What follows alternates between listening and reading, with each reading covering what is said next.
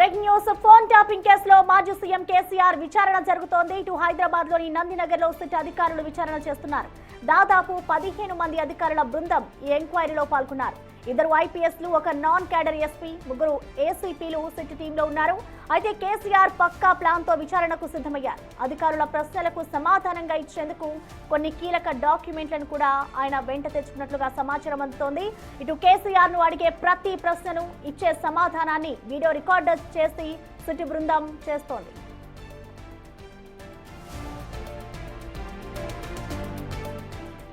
బయట బీఆర్ఎస్ కార్యకర్తలు భారీగా గుమికూడడంతో పోలీసులు అక్కడ హై అలర్ట్ ప్రకటించారు. ఎక్కడికక్కడ బారికేడ్లను ఏర్పాటు చేసి విచారణకు ఎలాంటి ఆటంకం కలగకుండా ముందస్తు చర్యలు చేపట్టారు. ముఖ్యంగా ప్రభాకర్ రావు నియామకం, ఇంటెలిజెన్స్ విభాగం దుర్వినియోగంపై అధికారులు కేసీఆర్ ను ప్రశ్నించే అవకాశం ఉంది. ఈ విచారణ ముగిసిన తర్వాత కేసీఆర్ స్పందన ఎలా ఉంటుంది, సిట్టు తదుపరి చర్యలు ఏమిటి అనేదే ఇప్పుడు రాష్ట్ర వ్యాప్తంగా చర్చనీయాంశంగా మారింది.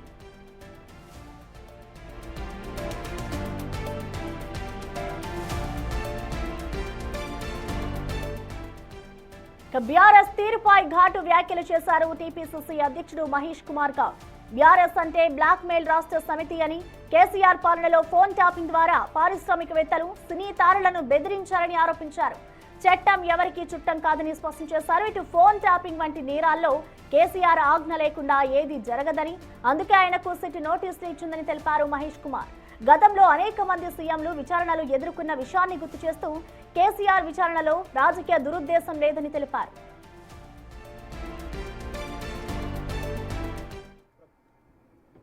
ఫోన్ ట్యాపింగ్ విషయంలో కూడా సిట్ను ఏర్పాటు చేసి దాంట్లో ప్రమేయమైనటువంటి నేతలందరినీ కూడా పిలిచి విచారించడం జరుగుతూ ఉంది. దాంట్లో భాగంగా చాలామంది కాంగ్రెస్ నాయకులు ఉన్నట్టు మేము కూడా విచారణకు హాజరైనాము. ఆ క్రమంలో కేటీఆర్ గారికి, హరీష్ రావు గారికి, సంతోషరావు గారికి మొన్న కేసీఆర్ గారికి నోటీసులు ఇచ్చినారు. ఇది జనరల్గా జరిగే ప్రక్రియ.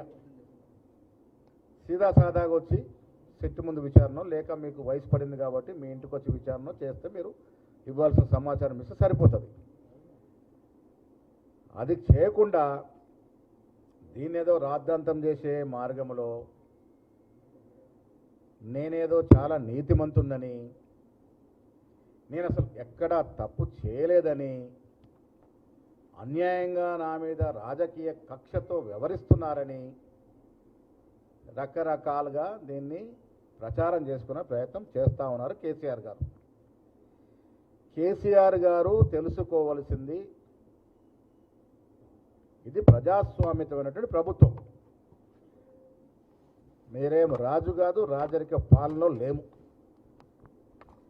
మారుమూల గ్రామంలో ఉన్నటువంటి ఒక సామాన్యుడికి ఏ రకమైనటువంటి చట్టం వర్తిస్తుందో అదే రకమైనటువంటి చట్టం మీకు కూడా వర్తిస్తుంది. ప్రజాసేవలుండి ముఖ్యమంత్రిగా పనిచేసి ఉండొచ్చు, కానీ అదే చట్టం మీకు కూడా వర్తిస్తుంది.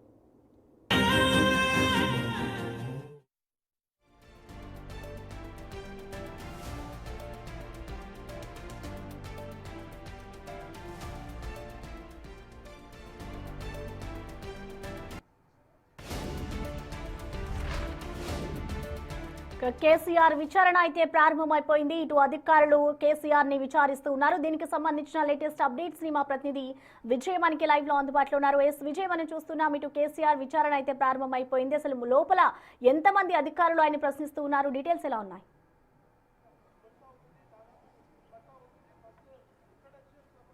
ఎస్ ప్రసన్న, సుమారుగా గంట సేపుగా కూడా మాజీ ముఖ్యమంత్రి కేసీఆర్కు సంబంధించినటువంటి ఫోన్ ట్యాపింగ్ కేసు విచారణ అయితే కొనసాగుతూ ఉంది నందినగర్లోని ఆయన నివాసంలో.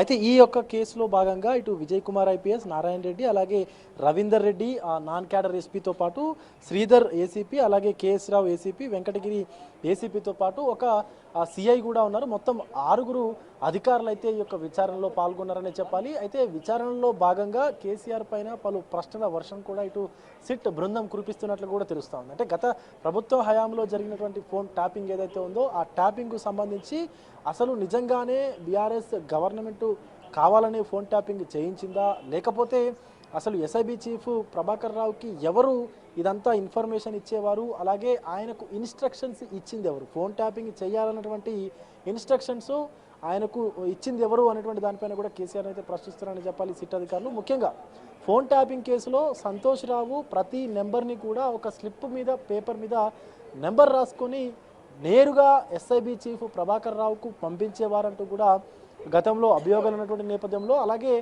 ఎస్ఐబి చీఫ్ ప్రభాకర్ రావు అలాగే ఇతర అధికారులతోటి ఈ ఫోన్ ట్యాపింగ్లో నిందితులుగా ఉన్నటువంటి అధికారులతోటి సంతోష్ రావు నేరుగా మాట్లాడడానికి గల కారణాలను కూడా ఇటు సిట్ అధికారులు అయితే కేసీఆర్ నుంచి అడిగి తెలుసుకున్నట్టు కూడా తెలుస్తోంది. మరొక పక్క గతంలో కేసీఆర్ ఈ యొక్క నందినగర్ నివాసానికి కేసీఆర్కు ఉన్నటువంటి అనుబంధాన్ని కూడా ఇప్పుడు ఆయన గుర్తు చేసుకున్నట్లు కూడా తెలుస్తోంది విచారణలో భాగంగా. అయితే తెలంగాణ రాష్ట్ర సాధనకు ఇక్కడి నుంచే నేను వ్యూహరచన చేశాను, అలాంటి చోటే విచారణ ఎదుర్కోవాల్సి వస్తుంది అని చెప్పేసి ఆయన అనుకున్నట్లుగా లేదు అని చెప్పేసి అయితే కేసీఆర్ కొంత భావోద్వేగానికి కూడా లోనైనట్లుగా కూడా తెలుస్తూ ఉంది. ముఖ్యంగా ఎప్పుడైతే ఎన్నో నిద్రలేనటువంటి రాత్రులు నేను ఈ గదిలో గడిపాను, తెలంగాణ సాధన కోసం వ్యూహరచన చేశాను, అలాంటి చోటే నేను ఈ ఫోన్ ట్యాపింగ్ కేసు ఒక అక్రమ కేసు నా మీద బనాయించి, అంటే అక్రమ కేసులో నన్ను ఒక సాక్షిగా విచారిస్తారు అని చెప్పేసి అయితే నేను అనుకోలేదు. ఇదంతా కూడా కేవలం డైవర్ట్ పాలిటిక్స్ చేయడానికి మాత్రమే కుట్రలో భాగంగా నా పైన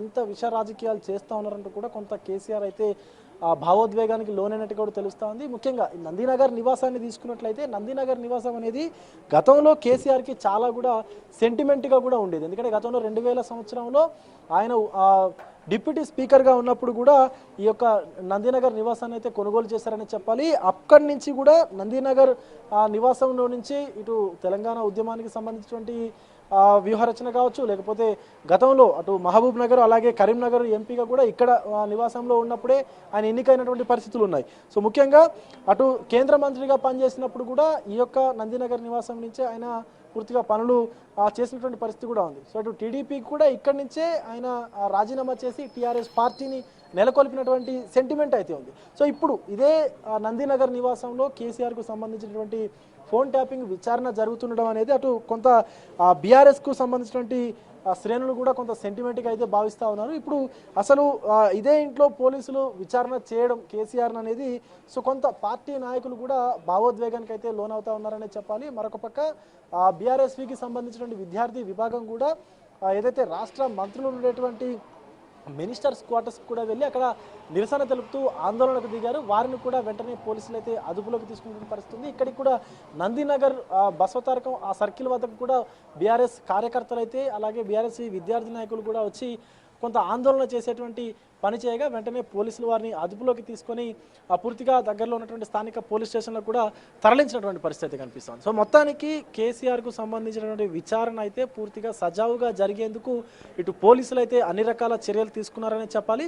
సో మనం చూడొచ్చు విజువల్స్లో ఎక్కడ కూడా ఒక్క చిన్న చీమను కూడా లోపలికి వదలకుండా ఎవరిని కూడా ఒక పురుగును కూడా లోపలికి వదలకుండా అయితే పోలీసులు కాపలాగా ఉన్నటువంటి దృశ్యాలు మనకు కనిపిస్తూ ఉన్నాయి.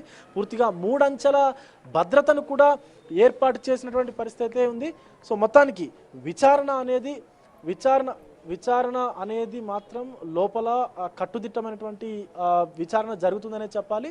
సో గతంలో ఏదైతే ఫోన్ ట్యాపింగ్కు సంబంధించినటువంటి ఇష్యూ ఉందో అసలు కేసీఆర్కు ఇదంతా తెలిసే జరిగిందా, ఈ యొక్క ఫోన్ ట్యాపింగ్ విచారణకు సంబంధించి కేసీఆర్ పాత్ర ఏంటి, నిజంగానే వ్యాపారవేత్తలు జర్నలిస్టులు అలాగే ప్రముఖులైనటువంటి వారి ఫోన్లను ట్యాపింగ్ చేయించడంలో కేసీఆర్ పాత్ర ఉన్నదా అనేటువంటి దానిపైన కూడా సిట్ అధికారులు అయితే కేసీఆర్ని ప్రశ్నిస్తున్నట్టు కూడా తెలుస్తూ ఉంది. గత గంట సేపటి నుంచి కూడా ఈ యొక్క విచారణ అయితే కొనసాగుతూ ఉంది. సరిగ్గా 1:10 నిమిషాలు కూడా అవుతా ఉంది ఈ యొక్క విచారణ మొదలయ్యి. సో ఇందులో కూడా కేసీఆర్ పలు డాక్యుమెంట్లను సిట్ అధికారుల ముందుకైతే తీసుకొచ్చారు. అయితే ఆయన ముఖ్యమంత్రిగా ఉన్నప్పుడు జరిగినటువంటి ఈ ఫోన్ ట్యాపింగ్ ఇష్యూ ఏదైతే ఉందో సో నాకేమీ సంబంధం లేదు అన్నట్లుగా కూడా కేసీఆర్ అయితే మాట్లాడుకొచ్చినట్టుగా అయితే మనకు ఈ విచారణలో భాగంగా అయితే కొంత సమాచారం అయితే అందుతా ఉంది. Prasanna okay, thank you Vijay. So present చూసుకోవచ్చు, ఇటు నందినగర్లోని కేసీఆర్ నివాసంలో ఆయన విచారణ అయితే కొనసాగుతోంది. ఇటు దాదాపు కొన్ని గంటల పాటు కూడా ఆయన్ని విచారించే అవకాశం ఉన్నట్లుగా కూడా తెలుస్తోంది. ప్రెసెంట్ నందినగర్లోని ఆయన నివాసం వద్ద సెక్యూరిటీ ఏ విధంగా ఉంది, అసలు బీఆర్ఎస్ శ్రేణులు ఏమంటున్నారు, దానికి సంబంధించిన మోర్ డీటెయిల్స్ ని మా ప్రతినిధి సురేష్ అందిస్తారు. సురేష్, అసలు ప్రెసెంట్ నందినగర్లోని కేసీఆర్ నివాసం వద్ద సిచ్యువేషన్ ఏ విధంగా ఉంది? అక్కడ సెక్యూరిటీ కూడా భారీగా మోహరించారు కాబట్టి లోపలికి ఎవరిని అనుమతించట్లేదు కాబట్టి ఇక్కడ అప్డేట్స్ ఎలా ఉన్నాయనుకోవచ్చు? కేసీఆర్ విచారణ ప్రారంభమైనప్పటి నుంచి కూడా నందినగర్ పరిసర ప్రాంతాల్లో ఆంక్షలు విధించారు పోలీసులు. ప్రస్తుతం చూడొచ్చు, భారీ గేట్లను ఏర్పాటు చేసి అటువైపు ఎవరు వెళ్లకుండా కేసీఆర్కి ఇంటికి వచ్చే రెండు వైపులా కూడా పోలీసులు మోహరించడం జరిగింది. ఇక్కడ మనం ఈ భారీ గేట్ల ద్వారా ఇటువైపు ఆ ఇంట్లో ఉండేటువంటి వ్యక్తులను మాత్రమే లోపలికి అలో చేస్తున్నారు తప్ప ఎవరిని కూడా ఇటువైపు అలో చేయట్లేదు. మొత్తం అక్కడ కేసీఆర్ ఇంటి ముందు కూడా ఇద్దరు ఏసీపీలతో పాటు ఇద్దరు అడిషనల్ డీసీపీలు కూడా ఉండడం జరిగింది. ఎవరు కూడా ఇటువైపు రాకుండా భారీ భద్రతను ఏర్పాటు చేశారు. దాదాపు బంజారాహిల్స్ నందిని నగర్ పరిసర ప్రాంతాల్లో 2000 మంది పోలీసులు మోహరించడం జరిగింది. దీనికి సంబంధించి ఇక్కడ పోలీసులు అయితే భారీ భద్రతను ఏర్పాటు చేయడం జరిగింది. ప్రస్తుతం విచారణ కొనసాగుతుంది. గంట సేపటి నుంచి కూడా విచారణ కొనసాగుతుంది. కేసీఆర్ని లోపల 2వ అంతస్తులో ఆయనను విచారిస్తున్నారు సిట్ అధికారులు. ఇటువైపు ఎవరు రాకుండా మాత్రం భద్రతను ఏర్పాటు చేశారు. అయితే బీఆర్ఎస్ శ్రేణులు అక్కడక్కడి నుంచి దూసుకొచ్చే ప్రయత్నం చేస్తున్నా ఎక్కడికక్కడ వారిని అరెస్ట్ చేసి తీసుకెళ్తున్నటువంటి పరిస్థితి. కొద్దిసేపటి క్రితమే cancer hospital, Basavataraka cancer hospital వద్ద పోలీసులు కొంతమందిని అరెస్ట్ చేసి తీసుకెళ్లారు. దీనికి సంబంధించి ఏదైతే ఉన్నారో మిగతా పోలీసులు కూడా అక్కడ వైపు కూడా పూర్తి స్థాయిలో బందోబస్తు ఏర్పాటు చేశారు. దాదాపు ఇలా 4 చెక్ పోస్టులను ఇక్కడే ఏర్పాటు చేయడం జరిగింది. మనం చూడొచ్చు, అటువైపు కూడా దాదాపు 10ల సంఖ్యలో పోలీసులు ఉన్నారు. మొత్తం నందినగర్ వచ్చే ప్రాంతాలన్నీ కూడా పోలీసులు భారీ గేట్లను ఏర్పాటు చేసి ఎవరు కూడా ఇటువైపు రాకుండా కట్టుదిట్టమైనటువంటి భద్రతను ఏర్పాటు చేయడం జరిగింది. గంట నుంచి కూడా పోలీసుల విచారణ అంటే సిట్ అధికారుల విచారణ కొనసాగుతుంది. ఇటువైపు కూడా భారీ గేట్లను ఏర్పాటు చేయడం జరిగింది. ఇటు కూడా పోలీసులు భారీగా మోహరించారు. నందినగర్కి వచ్చే దారిది. ఇక్కడ కూడా దాదాపు పోలీసులు తప్ప ఇటువైపు ఎవరు కూడా రాకుండా బందోబస్తు ఏర్పాటు చేయడం జరిగింది. ఇటువైపు నుంచి కూడా ఏదైతే ఈ రూట్లో వచ్చే దారులు ఏవైతే ఉన్నాయో వాటన్నిటిని కూడా మూసివేసి ఎవరు ఇటు రాకుండా పోలీసులు భారీ భద్రతను అయితే ఏర్పాటు చేశారు. అక్కడ బసవతారక క్యాన్సర్ హాస్పిటల్ దగ్గర కొంతమంది బీఆర్ఎస్ నాయకులు కొంతమంది ఇటు దూసుకొచ్చే ప్రయత్నం చేసినా కూడా ఎవరిని కూడా ఇటు రాకుండా ఎక్కడికక్కడ పోలీసులు అరెస్ట్ చేస్తున్నారు. అయితే భారీ భద్రతను ఏర్పాటు చేశారు. చుట్టుపక్కల ఉన్నటువంటి కాలనీ వాసులు, బస్తీ వాసులు కూడా కొంచెం ఇబ్బందులు ఎదురవుతున్నటువంటి పరిస్థితి. ఉదయం నుంచి కూడా కేసీఆర్ విచారణ ముగిసే వరకు కూడా ఇక్కడ ఇలాంటి ఆంక్షలు ఉంటాయని చెప్పేసి కూడా పోలీసులు నిన్ననే ప్రెస్ నోట్ కూడా రిలీజ్ చేయడం జరిగింది. Right, thank you Suresh.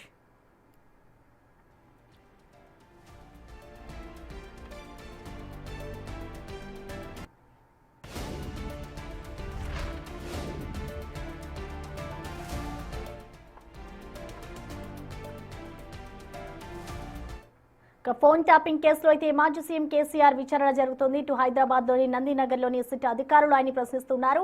ఈ నేపథ్యంలోనే ఆయన ఇంటి వద్ద కూడా భారీగా భద్రతను ఏర్పాటు చేశారు. కొన్ని ఆంక్షలను కూడా విధించారు పోలీసులు.